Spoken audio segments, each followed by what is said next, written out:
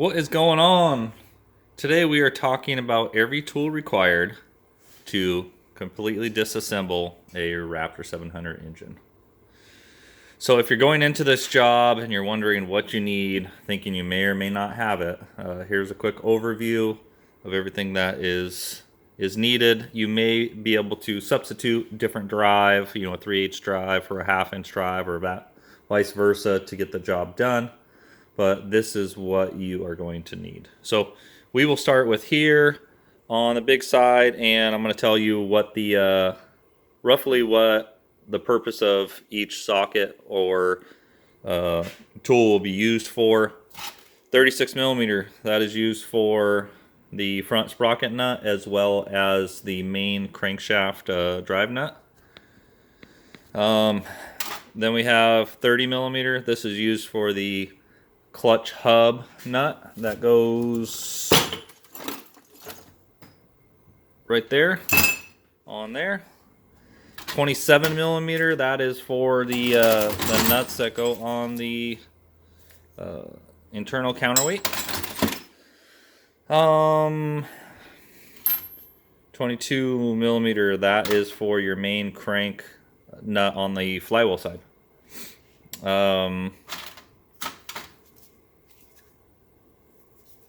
What do we got here? This is the 19 millimeter.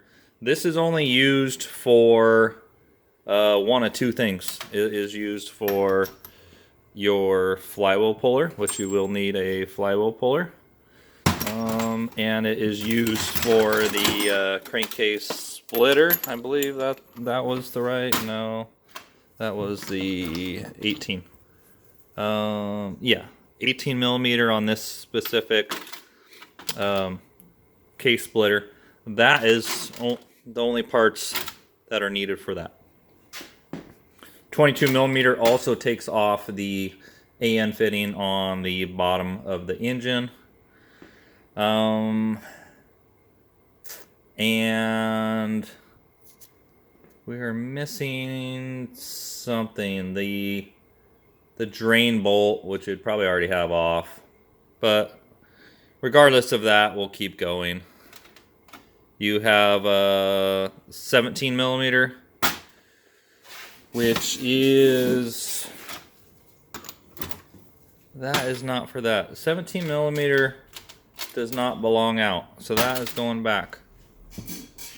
I don't know why that's out here, but anyway, moving on. We'll just roll with that. 14 millimeter, that's going to take off your cylinder to case bolts, as well as take off your neutral and reverse switch on the case. 12 millimeter is going to be for your oil lines, for your shift star, and that is about it. On that stock head bolts, you'll need a 12 millimeter 6-point or 12-point.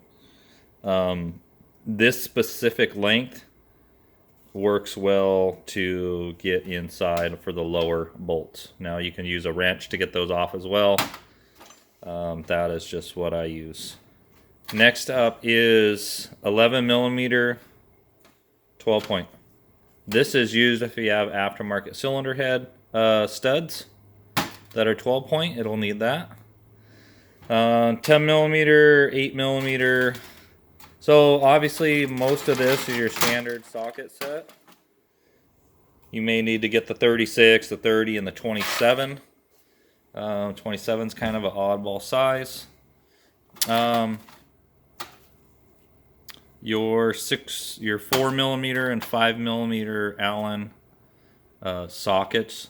You can do both of these jobs with a regular, what these are used for, with a regular Allen wrench. You will need a 5 mil Allen to do the cylinder bolts and on the side, as well as the cylinder head bolts to get to those. You can't do those with a regular socket Allen. Next two here are for 40 millimeter Torx.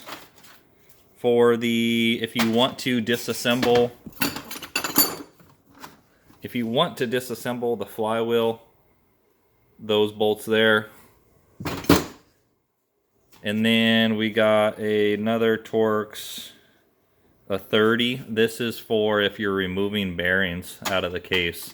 There's one retainer that takes that Torx to the output bearing. The bearing that's behind your front sprocket. If you're changing that, you will need that, and you will probably need a propane torch.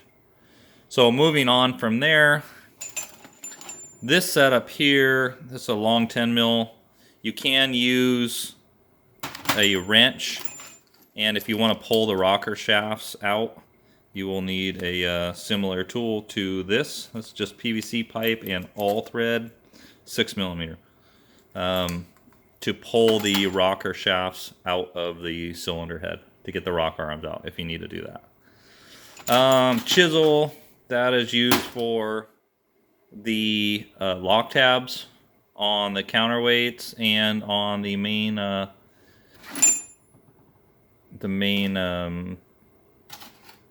not sprocket nut, the main yeah, for that too, the sprocket nut, and for the main